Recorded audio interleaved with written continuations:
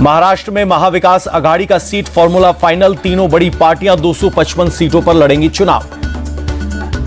उद्धव, कांग्रेस और शरद गुट की 85 सीटों पर सहमति। संजय राउत बोले बची हुई सीटें छोटे सहयोगी दलों को देंगे। महाराष्ट्र में महाविकास आघाड़ी बनाएगी सरकार। कांग्रेस प्रदेश अध्यक्ष नाना पटोले का दावा। शिवसेना यूटीवी ने 65 उम्मीदवारों की लिस्ट जारी की। आदित्य ठाकरे वर्ली से लड़ेंगे चुनाव। शिवसेना यूबीटी ने नेता आनंद दुबे का बयान। कहा उद्धव गुट जितनी ज्यादा सीटों पर लड़ेगा उतना महाविकास आघाड़ी को होगा फायदा। सीट शेयरिंग को लेकर एमवीए में कोई मतभेद नहीं। शरद गुट के नेता जितेंद्र आव्हाड का बयान। एकनाथ शिंदे ने अपने नामांकन की तारीख बदली। 24 की बजाय 28 अक्टूबर को नॉमिनेशन करेंगे एकनाथ शिंदे। गुवाहाटी में मां कामाख्या की शरण में महाराष्ट्र के सीएम। कहा इस बार भी महाराष्ट्र की जनता हमें आशीर्वाद देगी। महाराष्ट्र बीजेपी के 24 कैंडिडेट कल करेंगे नामांकन। सोलापुर साउथ से सुभाष देशमुख भरेंगे पर्चा। महाराष्ट्र चुनाव के लिए एनसीपी की पहली लिस्ट जारी। 38 उम्मीदवारों का ऐलान। बारामती से चुनाव लड़ेंगे अजित पवार। महाराष्ट्र की येवला सीट पर छगन भुजबल लड़ेंगे चुनाव। परली से धनंजय मुंडे और आंबेगांव से दिलीप वलसे को उतारा। शिंदे गुट का उद्धव ठाकरे पर तंज। कहा कुछ सीटों के लिए इतना झगड़ा करना पड़ रहा है, सीएम पद तो दूर की बात है। प्रियंका गांधी ने वायनाड लोकसभा उपचुनाव के लिए नामांकन दाखिल किया। कहा यहां के लोग बहुत प्यार दे रहे हैं। नामांकन से पहले प्रियंका गांधी ने किया रोड शो। कहा पहली बार खुद के लिए वोट मांग रही हूं। राहुल गांधी ने भी बहन प्रियंका के लिए मांगा समर्थन। बोले वायनाड से 2 सांसद हैं, एक आधिकारिक और दूसरा अनौपचारिक। प्रियंका गांधी के वायनाड से नामांकन करने पर बीजेपी का तंज। कहा कांग्रेस को अपने परिवार से बाहर कोई नहीं दिखता। चुनाव प्रचार में जुटी वायनाड से बीजेपी उम्मीदवार नाव्या हरिदास। मुक्कम इलाके में किया door to door campaign. Lucknow में अखिलेश यादव के जन्मदिन पर लगे पोस्टर। लिखा 27 का सत्ताधीश। सपा के पोस्टर पर बीजेपी की चुटकी। राजेश त्रिपाठी बोले सपा के सपने शेख चिल्ली जैसे। बीजेपी सांसद रवि किशन का तंज। कहा सरकार में आने के लिए अखिलेश को अभी और 27 साल करना होगा इंतजार। यूपी की फूलपुर विधानसभा सीट से सपा प्रत्याशी मोहम्मद मुजतबा सिद्दीकी ने भरा पर्चा। कांग्रेस ने मंझवा और फूलपुर सीट पर ठोका था दावा। यूपी उपचुनाव पर बोले संजय निषाद। बीजेपी को अभिभावक माना। समाज हित में सत्ता के साथ रहना जरूरी। यूपी उपचुनाव के लिए पीडीएम ने कैंडिडेट की दूसरी लिस्ट जारी की। सीसामऊ से श्री गौरव, गाजियाबाद से रवि कुमार गौतम को उतारा। झारखंड विधानसभा चुनाव के लिए जेएमएम ने दूसरी लिस्ट जारी की। रांची सीट से चुनाव लड़ेंगी महुआ मोइत्रा। रांची से जेएमएम उम्मीदवार महुआ माझी बोली पार्टी ने मुझ पर भरोसा जताया, जनता भी मुझे चुनेगी। झारखंड में बीजेपी और एनडीए के पक्ष में लहर। चुनाव सह प्रभारी हिमंत बिस्वा शर्मा का बयान। झारखंड में एनडीए बीजेपी भारी बहुमत से जीतेगी। केंद्रीय मंत्री शिवराज सिंह चौहान का दावा। बिहार उपचुनाव के लिए जनस्वराज पार्टी ने अपने 2 उम्मीदवार बदले। तरारी से किरण सिंह होंगी कैंडिडेट। कांग्रेस में शामिल हुए बीजेपी नेता सीपी योगेश्वर। डिप्टी सीएम डीके शिवकुमार से दिलाई सदस्यता। गुजरात के सीएम भूपेंद्र पटेल ने ली बीजेपी की सक्रिय सदस्यता। प्रदेश अध्यक्ष सीआर पाटिल रहे मौजूद। रूस के कजान में पीएम मोदी और चीनी राष्ट्रपति जिनपिंग की द्विपक्षीय मुलाकात। 5 साल बाद 1-to-1 मिले दोनों नेता। बैठक में राष्ट्रपति जिनपिंग से बोले पीएम मोदी एलएसी पर सहमति का स्वागत। सीमा पर शांति बनाए रखना हमारी प्राथमिकता। पीएम मोदी बोले अच्छे संबंधों के लिए पारस्परिक सम्मान, संवेदनशीलता और विश्वास जरूरी। 16वें ब्रिक्स सम्मेलन में बोले पीएम मोदी नए देशों का स्वागत। भारत युद्ध का नहीं, बातचीत और कूटनीति का समर्थक। पीएम मोदी ने आतंकवाद को ग्लोबल चुनौती बताया। कहा इसके खिलाफ सबको एकजुट होना होगा। कट्टरता रोकने के लिए कदम उठाने होंगे। ब्रिक्स देशों के सामने पीएम मोदी ने गिनाई दुनिया की चुनौतियां। साइबर सुरक्षा, डीफेक और दुष्प्रचार को बताया नए खतरे। राष्ट्रपति जिनपिंग ने भारत और चीन के बीच संवाद को और ज्यादा बढ़ाने की जरूरत बताई। कहा दोनों देश दुनिया के लिए मिसाल पेश कर सकते हैं। चीनी राष्ट्रपति जिनपिंग बोले विश्व ने अशांत परिवर्तन के नए दौर में किया प्रवेश। हमें शांतिपूर्ण ब्रिक्स का निर्माण करना होगा। गजा और लेबनान के हालात पर चीनी राष्ट्रपति ने जताई चिंता। कहा जल्द से जल्द हमें सीज फायर का दबाव बनाना होगा। 30 से अधिक देशों ने ब्रिक्स में शामिल होने की इच्छा जताई। रूस के राष्ट्रपति पुतिन ने दी जानकारी। ऑस्ट्रेलिया के शिक्षा मंत्री से मिले भारत के शिक्षा मंत्री धर्मेंद्र प्रधान। कहा, भारत की नई शिक्षा प्रणाली में कौशल विकास पर ज्यादा फोकस। सिख तीर्थयात्रियों के लिए बड़ी खबर। करतारपुर साहिब कॉरिडोर का एग्रीमेंट 5 साल के लिए और आगे बढ़ाया गया। जम्मू कश्मीर के एलजी ने तय की विधानसभा स्पीकर के चुनाव की तारीख। 4 नवंबर को होगा चुनाव। हिंदू स्वाभिमान यात्रा पर बोले लालू यादव। गिरिराज सिंह को इस तरह की बात करने की आदत है, हिंदू मुस्लिम सब रहेंगे। केंद्रीय मंत्री सुकांत मजूमदार का बयान। हमारी सरकार वक्फ बोर्ड के अंदर हो रहे अन्याय को दूर कर रही है।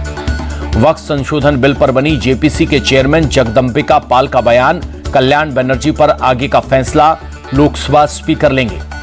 जगदंबिका पाल का आरोप, कल्याण बनर्जी ने कांच की बोतल तोड़ी, फिर मेरी तरफ फेंका, मैं बाल बाल बच गया। जगदंबिका पाल ने कल्याण बनर्जी को उकसाया, इसलिए वो गुस्सा हो गए। टीएमसी नेता कुणाल घोष का बयान। कल्याण बनर्जी ने सही सवाल उठाया था। जेपीसी चीफ प्रेस कॉन्फ्रेंस कैसे कर सकते हैं, कुणाल घोष का सवाल। श्री कृष्ण जन्मभूमि शाही ईदगाह मामले में मुस्लिम पक्ष को झटका। हिंदू पक्ष की याचिका 18 याचिकाओं को एक साथ सुने जाने के आदेश के खिलाफ रिकॉल अर्जी खारिज।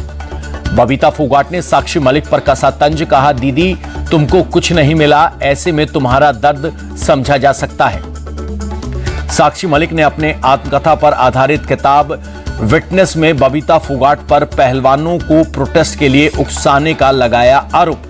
खतरे में कांग्रेस नेता इमरान मसूद की संसद सदस्यता। कोर्ट ने पीएम मोदी पर 10 साल पहले दिए गए बयान मामले में चार्ज फ्रेम किए।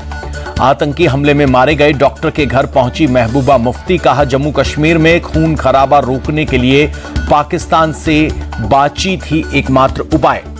यूसीसी को लेकर बोले उत्तराखंड सीएम के सचिव।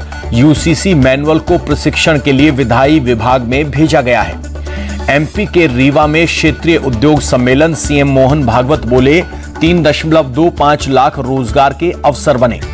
पेपर लीक मामले में जोधपुर पुलिस की कार्रवाई। 2 इनामी महिला आरोपियों को किया गिरफ्तार।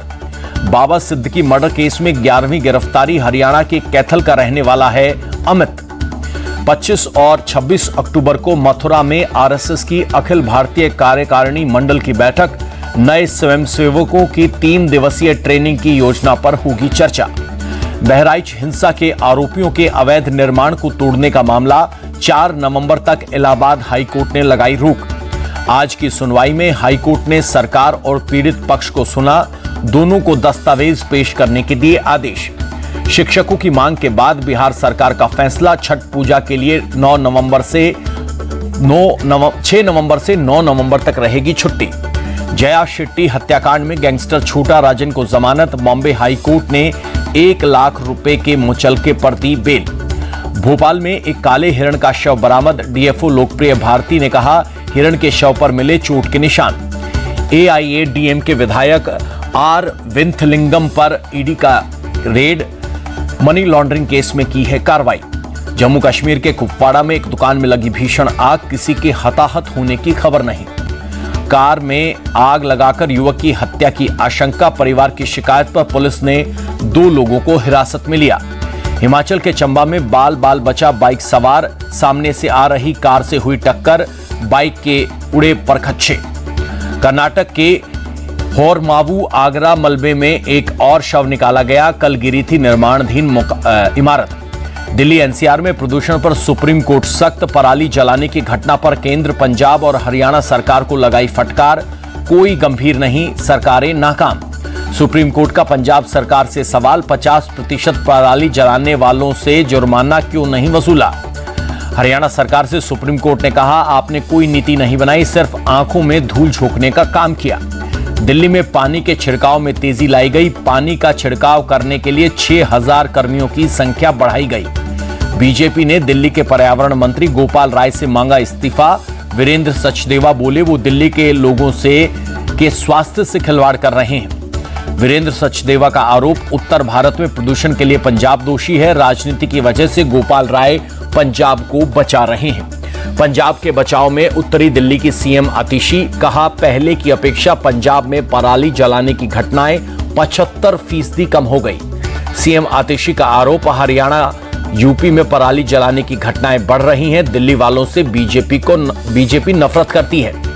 यूपी के नोएडा में बहुत खराब श्रेणी में पहुंचा वायु प्रदूषण।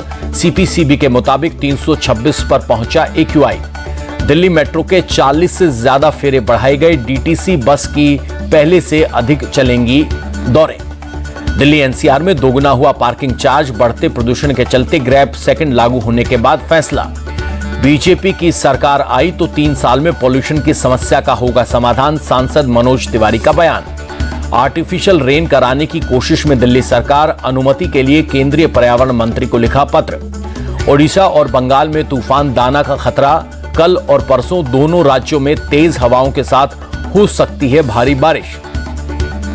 ओडिशा में तूफान दाना का दिखने लगा है असर। केंद्रपाड़ा और भद्रक में हो रही है जबरदस्त बारिश। तूफान को लेकर ओडिशा सरकार अलर्ट। 14 जिलों में 228 रेस्क्यू टीमें तैनात। ओडिशा में एनडीआरएफ की 20 और बंगाल में एनडीआरएफ की 13 टीमें तैनात। 4 टीमों को रिजर्व में रखा गया। तूफान दाना की वजह से पूर्व और दक्षिण पूर्व रेलवे का फैसला। 24 और 25 अक्टूबर को 150 से अधिक ट्रेनें की रद्द। तूफान की वजह से ओडिशा सिविल सेवा प्रारंभिक परीक्षा रद्द। 27 अक्टूबर को होना था एग्जाम। 1 हफ्ते के भीतर नई तारीख का होगा ऐलान। कोलकाता के मेयर फिरहाद हाकिम बोले, तूफान को लेकर तैयारी पूरी। सभी जरूरी विभाग से संपर्क। कर्नाटक के डिप्टी सीएम डीके शिव कुमार ने येलेहंका और उत्तरी बेंगलुरु का किया दौरा। बारिश प्रभावित क्षेत्रों के हालात का लिया जायजा। तमिलनाडु के मदुरई में भारी बारिश से बुरे हालात। रिहायशी इलाकों में कई फुट तक पानी भरा। सेंसेक्स में लगातार तीसरे दिन गिरावट। 138 अंक टूटकर 80,000 के पार बंद हुआ। सेंसेक्स। निफ्टी 36 अंक टूटा।